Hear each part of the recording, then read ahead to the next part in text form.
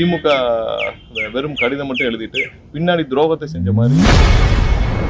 மேகதாது குறித்து செய்தியாளர் எழுப்பிய கேள்விக்கு அமைச்சர் நிர்மல்குமார் பதில் அளித்துள்ளார். மேகதாது விவகாரத்தில் கர்நாடகாவுக்கு அழைச்சு பேச்சுவார்த்தை நடத்தக்கூடாது, அது தவறானது, அனைத்து கட்சி கூட்டத்தை கூட்டணும்னு சொல்லி இல்ல, மேகதாது விவகாரத்துல முதல்வர் கடந்த 1 மாதங்களாக பல கட்ட ஆய்வுகள் எல்லா இதுல லீகல்லையும் சட்ட வல்லுநர்களையும் எல்லா அளவுலையும் பல ஆய்வுகளை பல ஆலோசனைகளை மேற்கொண்டு வருகிறார்.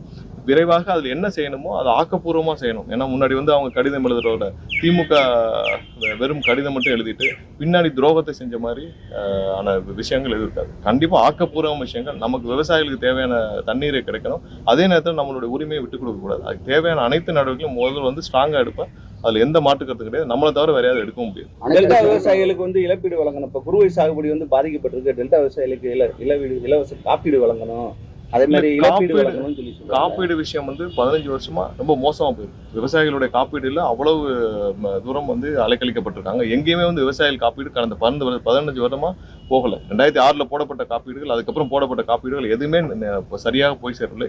மேக்சிமம் தனியார் பேங்க்ல போட்டது, அதுல அவங்களுக்கும் சரியா ஆலோசனை கொடுக்கல, அவங்களுக்கு சரியான கைடன்ஸ் மாவட்ட நிர்வாகம் எதுவும் கொடுக்கல.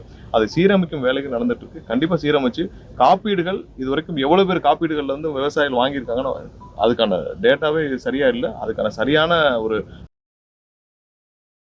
செய்திகளை உள்ளது உள்ளபடி தெரிந்து கொள்ள ரெஃப்ளெக்ட் நியூஸை சப்ஸ்கிரைப் பண்ணுங்க.